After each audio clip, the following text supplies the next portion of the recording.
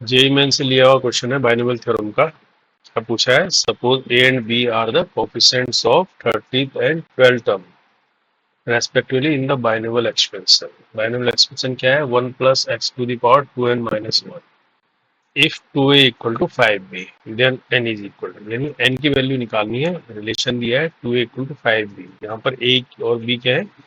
Coefficients है 13th and 12th term of expansion. Expansion देखो किस तरह की दी है, 1 plus x to the power 2n minus 1। अब इसका 30th एंड 12th टर्म के कोफिशिएंट निकालना है। देखो कोई भी बाइनोमियल होती है a प्लस बी की पावर n की फॉर्म में, तो इसका एक जनरल टर्म होता है पी आर प्लस 1। क्या होता है वो? N C r a n minus r b r. तो ठीक है, यहाँ भी हम इसका जनरल टर्म निकालेंगे। जनरल टर्म इसका क्या हो जाएगा? एन की जगह हो गया 2n माइनस 1 सी आर, ए की जगह तो 1 हो गया, तो x आएगा x की पावर r, ये आ गया। अब हमें इसमें 30 टर्म निकालनी है। क्या निकालनी है? 30 टर्म। 30 टर्म के लिए r को कितना रखेंगे? 29। 29 प्लस 1 करेंगे तभी तो ये आएगा। तो ये क्या बन जाएगा? 2n माइनस 1, r की जगह क्या हो गया? 29 और x की पावर 29। ठीक इसी तरह से अब 12th टर्म निकालनी है।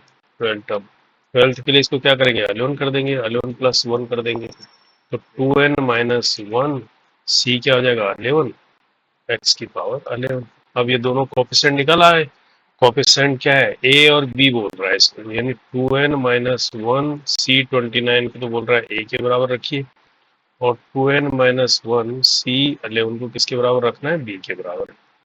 ठीक है, अब इन दोनों में एक रिलेशन दे दिया, 2a इक्वल टू 5b कर दिया।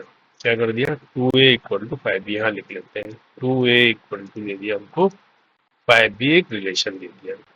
ठीक है, तो यहाँ पर 2 हमारे पास ये रहा, एक हो गया 2n माइनस 1 सी 29 और 5b, बी हो गया 2n माइनस 1 सी 11, ये हो गया। अब इन दोनों को सोल्व करके हम को क्या निकालना है? n निकालना है। तो अब इसको फैक्टोरियल है ना, ये इसको फैक्टोरियल में कीजिए। ठीक, इसको 2n माइनस 1 को हम 2n माइनस 1, देखो ये चीज है, मैं यहाँ लिख देता हूँ। एन सी आर को हम अगर निकालना चाहे तो क्या करेंगे? Factor n, factor r, factor n minus r लिखेंगे। ठीक है, आपको बेसिक है तो आपको पता होगा, तो मैं यहाँ ये यूज कर रहा हूँ, factorial 2n plus 1 upon factorial 29, और इसके अंदर आ जाएगा 2n, सॉरी 2n क्या है? ये 2n माइनस 1 है ना, ये 2n माइनस 1 है ना। तो 2n माइनस 1 में 29 गया, 2n माइनस 30 हो जाएगा ये नीचे। ठीक इसी तरह से यहाँ क्या आ जाएगा? फैक्टोरियल 2n माइनस 1 अपॉन हो जाएगा फैक्टोरियल 11, और ये 2n माइनस 1 माइनस 11 माइनस 12 हो जाएगा, ये आ गया। अब यहाँ पर देखो, ये 2n माइनस 1 फैक्टोरियल दोनों साइड है तो कैंसिल हो जाएगा। अब ये और थोड़ा सा छोटा हो जाएगा। अब इसमें एक चीज और देखो, लेफ्ट में क्या है? 29 है, राइट में क्या है? 11 है। 29 को अगर हम फैक्टोरियल से बाहर निकालते चले जाएंगे तो कहीं न कहीं जाके फैक्टोरियल 11 आएगा, है ना। तो इससे ये फायदा होगा कि हम इसको लिख लेते हैं, ऊपर 2 लिख लेता हूँ और नीचे क्या लिखता हूँ मैं? 29, फिर मल्टीप्लाई होगा 28, मल्टीप्लाई होगा 27, इस तरह से होगा 26 आएगा, एंड सो ऑन। कहाँ तक आएगा? मुझे फैक्टोरियल 11 तक चाहिए, यानी लास्ट टर्म कैसी चाहिए मुझे? कम होता जा रहा है, 12 आया हुआ कहीं, इंटू 12। 12 के बाद जो बचा हो मैं उसको फैक्टोरियल 11 में लिख देता हूँ, और उसके बाद क्या बचा? फैक्टोरियल 2n माइनस 30 बचा। ऐसा लिख दिया मैंने इसको लेफ्ट साइड वाले को। अब राइट साइड में क्या करते हैं? यहाँ भी 5 ऊपर ले लेते हैं, और ये जो है इसको भी फैक्टोरियल का एज इट इज रख लेते हैं, और इसको खोल लेते हैं। इससे क्या होगा? 2n माइनस 12 बाहर आएगा। फिर इसके बाद नेक्स्ट टर्म क्या आएगी? एक और कम, 2n माइनस 12 माइनस 1 मतलब 30। तो ये जो है माइनस वाली चीज बढ़ती जाएगी, 2n माइनस 14 आ जाएगा, इस तरह से कहीं कहीं। तो अल्टीमेटली चलता रहेगा, मुझे लास्ट में कहाँ तक लाना है, क्योंकि लेफ्ट साइड में 2n माइनस 30 है, तो ये क्या आएगा? 2n माइनस 29 आया होगा। देखो माइनस के बाद बढ़ता जा रहा है ना, 14, 15, 16, 29 भी आया ही होगा ये। फिर इसके बाद जो बच गया मैं उसको फैक्टर में लिख देता हूँ, 2n माइनस 30। इसके बाद तक की टर्म मैंने ऐसे लिख दी। इससे मेरे को क्या फायदा हुआ? 11 से ये 11 वाला फैक्टोरियल खत्म और इससे ये वाला फैक्टोरियल खत्म, है ना। तो फैक्टोरियल तो मेरा जो है खत्म हो गया। अब क्या मिला, अब देखो नेक्स्ट, नेक्स्ट में हमारे पास क्या बचा, इधर बच गया 2/29 इंटू 28 इंटू 27 इंटू 26, चलता रहा ये, इंटू 12 बच गया यहाँ पर बस सिर्फ।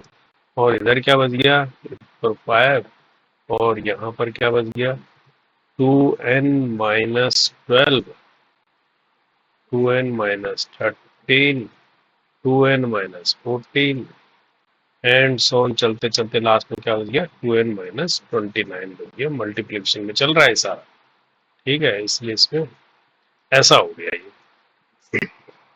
अब देखो इसको कैसे सोल्व किया जाए। अब इसको यहाँ तक कितनी टर्म है, 29 चलते चलते कहाँ तक आ रहा है, 12 तक आ रहा है।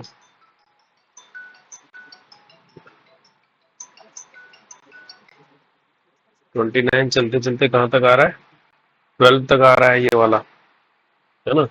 तो इसको ऐसे कर लेते हैं, और यहाँ भी 12 तक अगर हम इसको ले जाएं करते करते, तो उसके लिए ऐसा कर लेते हैं, पहले इसको क्रॉस मल्टीप्लाई करते हैं, 2 और 5 को हटाते हैं, तो 5 इधर आ जाएगा। तो कहने का मतलब यहाँ पर 1 बचेगा, ऊपर जब 5, तो 5 क्या आ जाएगा 29 इंटू 28 इंटू 27 इंटू 26 इंटू 12, और यहाँ पर क्या बचा 5 बच गया, 5 को मैंने यहाँ लिख लिया। और इसी तरह से यहाँ पर 1 बचा ऊपर, और इसको मैं लिख सकता हूँ 2n-12, 2n-13, है ना, 2n-14, चलते चलते ये आया 2n-29, और बचा क्या, इधर का 2 इधर आ गया, क्रॉस 2 आ गया ये, है ना।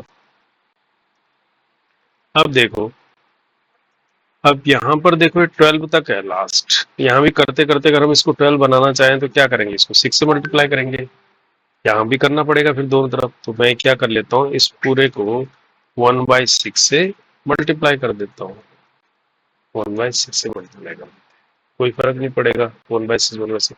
अब इस 6 को जब यहाँ मल्टीप्लाई करेंगे फर्स्ट तो 6 5 जा 30, तो 30 को मैं आगे लिख देता हूँ,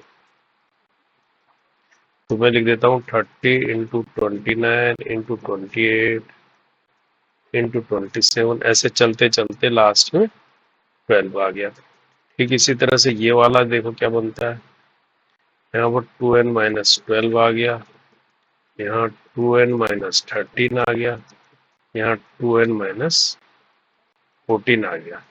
तो ये वाला 6 इसके साथ मल्टीप्लाई होगा, चलते चलते मल्टीप्लाई 2n-29 आया, और इसके बाद वाली टर्म आ गई 12।